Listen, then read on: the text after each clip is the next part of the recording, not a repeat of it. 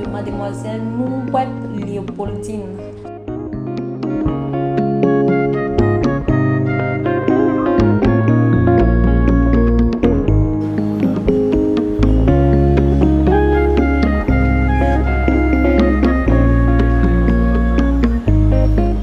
Nouwet, peux-tu nous dire quand et comment a commencé ton handicap?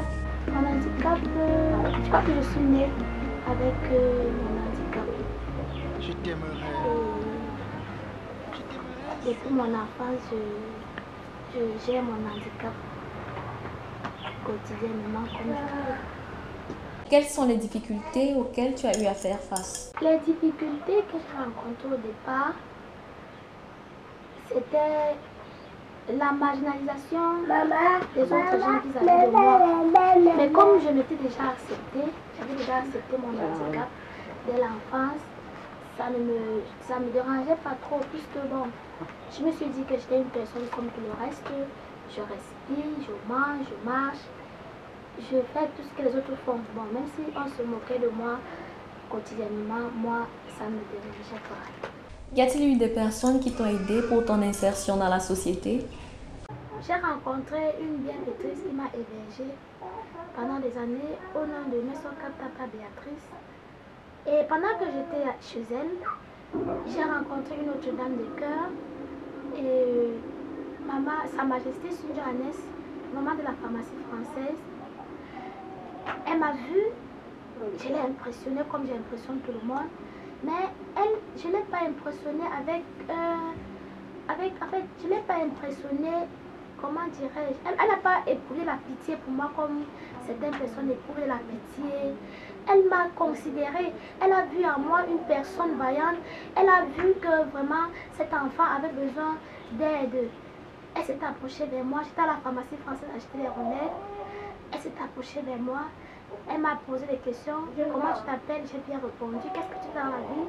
Je lui ai dit, maman, je fais rien, j'ai arrêté les études parce que je n'avais pas les moyens pour continuer, j'avais personne qui pouvait me soutenir pour que je puisse aller à l'école. Elle m'a dit, qu'est-ce que tu aimerais faire dans la vie? Je lui ai dit, maman, je veux être secrétaire. Elle a dit, secrétaire, je lui ai dit, oui, ça tombe bien, parce que je tiens un centre de formation en informatique. J'ai dit, d'accord, maman. Elle me dit, le lendemain, cherche-moi, je vais t'inscrire et tu vas commencer les cours. C'est ainsi que je l'ai cherché le lendemain. Et elle m'a amenée en classe, aux salles des cours. Les professeurs m'étaient d'abord étonnés. Mes camarades de classe m'étaient étonnés puisque je suis petit de taille. Il fallait d'abord qu'on essaye si je peux m'asseoir sur une table et pouvoir écrire sans problème. J'ai essayé, les professeurs me regardaient, ils étaient très surpris et étonnés en même temps. J'ai rempli toutes ces conditions. Elle a dit, ça va. Si tu peux t'asseoir sur une table et pouvoir écrire, prendre tes cours normalement, ça va. Elle m'a inscrit et le lendemain, elle a payé ma formation 450 000 à l'époque. La formation coûtait 450 000. Elle a payé. La première année, j'ai tenu. Je dirais que j'ai fait la formation en informatique avec les gens qui avaient le bac, la licence, le master. Mais moi, avec mon niveau de BPC, je suis sortie parmi les 5 premiers. Quand le délégué construisait les boutiques de la communauté urbaine, je suis allée voir le délégué Papa Ntimi Evuna. Je l'ai rencontré en personne. Quand je suis allée le rencontrer, comme il est toujours gardé par les gendarmes et policiers et tout, quand je suis allée vers lui, on a même voulu m'intimider que non, on ne va pas comme ça. Il a dit non, laissez-la.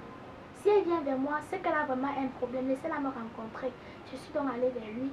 J'ai dit, papa, vraiment, je suis ta fille. Je me suis formée en informatique, bureautique. Et pour le moment, je suis à la maison, je ne fais rien. C'est fort, je n'arrive même pas à manger. Si vraiment, papa, tu peux m'aider en me donnant une boutique pour que je puisse m'installer à mon propre compte. Il me demande, tu t'es formé en informatique? J'ai dit oui papa. Tu sais faire le secrétariat? J'ai dit papa. Il dit tu tapes bien à la machine? J'ai dit oui papa. Mais avec les petits doigts là même, je tape à la machine, je suis calée. Il était étonné. Ça l'a vraiment surpris. En fait, comme tout le monde, il était étonné. Bon, il a dit, si cet enfant me demande vraiment la boutique là, il faut vraiment que je fasse cet acte. Il a dit au secrétaire, il a appelé au secrétaire, il a dit enregistrez-la. Prenez son nom, prenez sa demande et mettez déjà OK sur sa demande. Envoyez-moi ça au cabinet. Il a dit ma fille, il m'a même payé le taxi ce jour, il m'a donné l'argent pour payer le taxi ce jour-là. Et comme je souffrais, j'étais tellement contente. Quand j'ai vu l'argent qu'il m'a donné, ça m'a tellement marqué, ça m'a plu. J'ai dit, mais tiens, cet homme, les gens parlent mal de lui, qu'il est ceci, il est cela, mais regarde comment il m'a accueilli, il m'a directement là, il a dit, prenez son dossier, mettez OK son dossier, et il m'a même payé l'argent du taxi. Ça m'a donné une bonne impression de lui. Il m'a dit, ma fille, va, on va t'appeler, on va t'octroyer la boutique. Et pendant que j'étais au quartier, donc, on m'a donc appelé de la communauté urbaine que venez chercher vos clés, on vous a octroyé, le délégué vous a octroyé votre boutique. Je suis donc allée chercher les clés de ma boutique, j'ai ouvert ma boutique, j'ai installé les machines à mon propre compte, je me suis battue et j'ai installé les machines, j'ai commencé à travailler avec l'aide de la dame qui m'avait hébergée au départ, Madame Sokapapa Béatrice. Elle m'a soutenue, j'ai acheté quelques machines, comme une machine et un petit copieur. J'ai acheté, je me suis installée à mon propre compte, j'ai commencé à travailler. Moi qui étais marginalisée avant, j'étais devenue maintenant la patronne de ma propre structure. Donc ça m'a tellement réjoui. Et aujourd'hui encore, je dis merci à Papa Timiégouna. C'est un homme de cœur. Je dis encore merci à Sa Majesté Fonambo de la pharmacie française. Je dis aussi merci à la bien petite Papa Béatrice qui m'a soutenue. As-tu des personnes à ta charge? Des personnes que j'ai en charge, je dirais plusieurs, beaucoup de personnes. Mais ici chez moi, j'ai mon fils que vous avez vu passer là. Et j'ai mes deux cousines qui habitent avec moi, qui sont sous ma charge. Dans d'autres termes, je suis une personne qui est large. Je m'occupe de beaucoup de personnes. Même au bureau, quand quelqu'un me rencontre, il me suggère son problème, je viens en aide. Je l'assiste donc pour les charges quotidiennes de tous les jours chez moi. J'ai mon fils, j'ai mes deux cousines et j'ai moi-même. Mais disons que j'ai les charges tous les jours. Je rencontre des personnes que j'aide, que j'assiste tous les jours. Je suis là en face de ce que j'appelle les tout petits, les plus petits que nous, qui ont besoin d'un coup de pouce pour pouvoir atteindre les objectifs assignés à leur vie.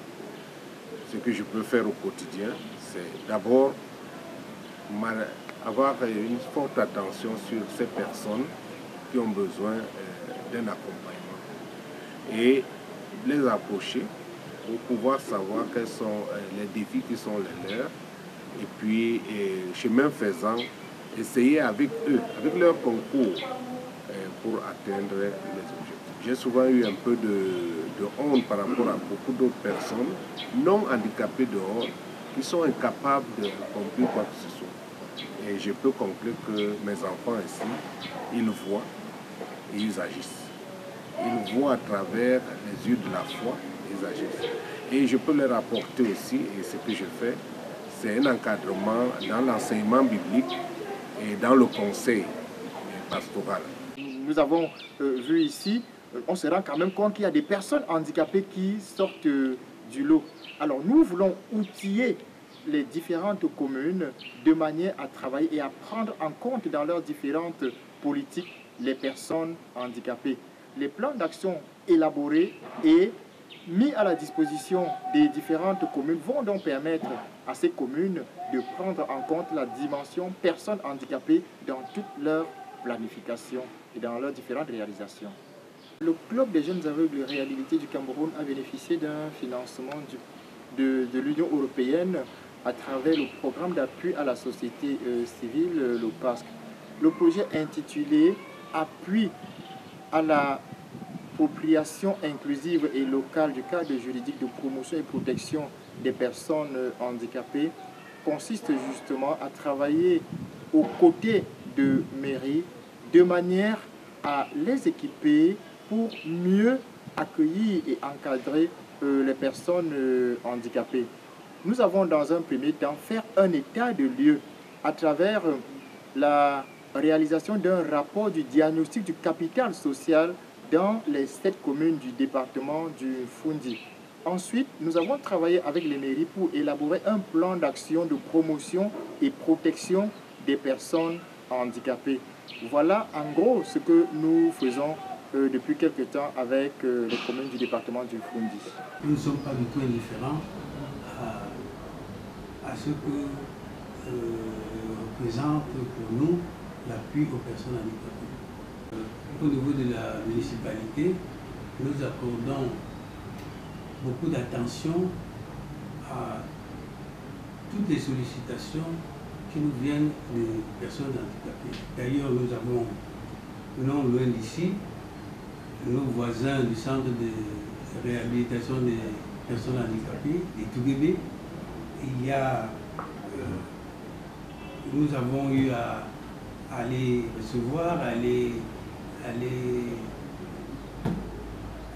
à leur apporter du soutien quand ils ont exprimé des besoins. Donc, nous pensons que cela rentre dans nos missions et en même temps, nous prenons beaucoup d'intérêt à apporter des aides aux personnes handicapées. L'approche individuelle vraiment est en train d'être dépassée de nos jours. Nous encourageons des GIF, des associations, des œuvres sociales qui ont une idée de projet et se rapprochent des mairies. Nous savons que maintenant, nous sommes dans le cadre de la décentralisation. Donc, c'est les mairies qui sont à pied d'œuvre. La mise en œuvre de la décentralisation est effective au niveau des mairies. Mais il faut que ça passe par un avis technique qui est qu'on recouvre au centre social territorialement compétent. C'est pour cela qu'à Yaoundé, nous avons 8 centres sociaux qui s'occupent des cas sociaux du département et qui mettent à la disposition de la mairie des dossiers. Parce que une association, par exemple, devrait recourir au centre social. Si peut-être il y a une association à Yaoundé 6, comme nous sommes dans l'avancement de Yaoundé 6, il sollicite un appui technique du centre social qui va donc faire une expertise sociale et saisir monsieur le maire pour appui. Et là, le maire est le dernier juge. Nous faisons seulement le travail. Pour ceux qui ont des enfants handicapés dans les maisons, qui puissent venir auprès du CEJAC ou bien d'autres structures d'encadrement des personnes handicapées pour qu'on trouve la solution. Puisqu'il n'y a pas des choses qu'on peut avoir ici-bas sans trouver des solutions. Donc, il faut que les personnes valides puissent comprendre aussi que les personnes handicapées sont des personnes à part entière. Ils ne sont pas des personnes qu'il faut rejeter. Il faut tout simplement les comprendre. Et c'est ça qui fait à ce que, des fois, quand ils sont rejetés, ils se révoltent. Et ce n'est pas une bonne chose. Il faut que chacun de nous puisse apporter une contribution pour les personnes handicapées pour qu'ils puissent être autonomes dans sa vie future. Le handicap n'est pas synonyme d'incapacité. Quel que soit le type de handicap, nous pensons que la personne handicapée peut travailler et gagner sa vie comme toute autre personne. Elle a juste besoin de quelques mesures, de quelques facilitations, de quelques adaptations, n'est-ce pas, qui lui permettent de fonctionner comme toute autre personne. Et c'est à ce niveau que j'interpelle maintenant les personnes valides qui côtoient les personnes handicapées. Au niveau des personnes valides, je voudrais dans un premier temps interpeller le gouvernement qui a la charge, n'est-ce pas, d'encadrer toute la population, y compris les personnes handicapées, afin qu'elles travaillent davantage, n'est-ce pas, à prendre les personnes handicapées en compte, n'est-ce pas, dans leur politique. Au niveau des organisations de la société civile et même des entreprises, je voudrais leur dire que les personnes handicapées sont capables de travailler, capables d'être aussi rentables que toutes les autres personnes. Elles ne doivent pas hésiter, n'est-ce pas, à recruter, n'est-ce pas, les personnes handicapées au sein de leurs différentes entreprises.